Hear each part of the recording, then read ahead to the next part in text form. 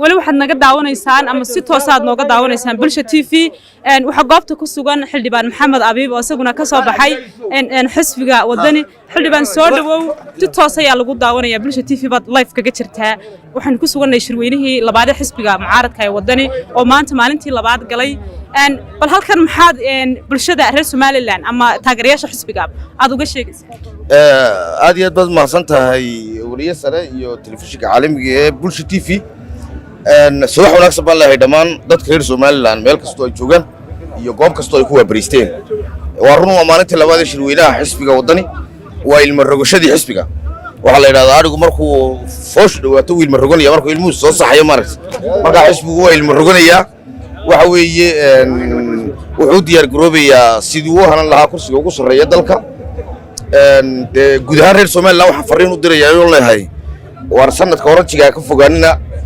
intii anigu aan ugu horeeyay ee doorashadii hore xagga walaalaysana khaladaadkii bay saxayaan ka soo baxay doorashadii dhaweytoole run ahaan Somaliland waxay sharaf leedahay oo jamhuuriyadda barakaysan ay macna inoo sameynaysaa marka systemka doorashooyinku uu shaqeynayo ee uu socdo ayay macna leedahay waayo dadka reer Somaliland dad badan baa niyad jabay oo codka u soo bixin dad badan baa xisbiyada nacay dad badan baa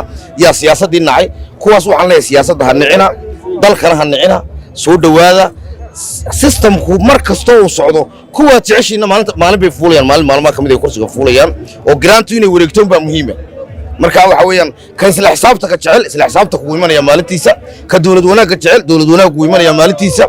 dhammaan teen laga mid bayna waxayna saaran in dawladnimadu ay socoto oo doorashooyinku ay socdaan oo aan grantaas istaagin rajada ummadanina waa doorashadaas weey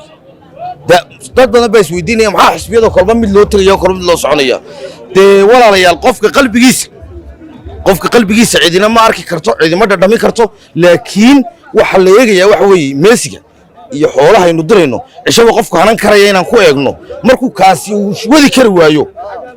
uu maad aragtay fulin kari waayo ballanqaadadii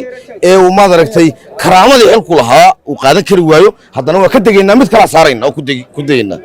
sidaa aynu cisho mid ugu dayno ayaa khayr qabihii dib u sixidda dalkan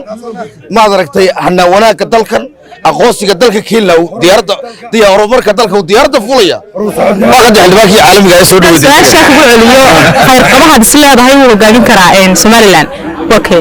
dadkaas ku dhex jira dhalinyaradaas ku jira aqoonyahankaas ku dhex jira maalintiisu fulaya maalin walba waxaanu rabnaa inayna doorashadu istaagin kii markaynu saarno inoo hagaajin waaye isagu intiisa hagaajisto waxa leenahay we are sorry saaxib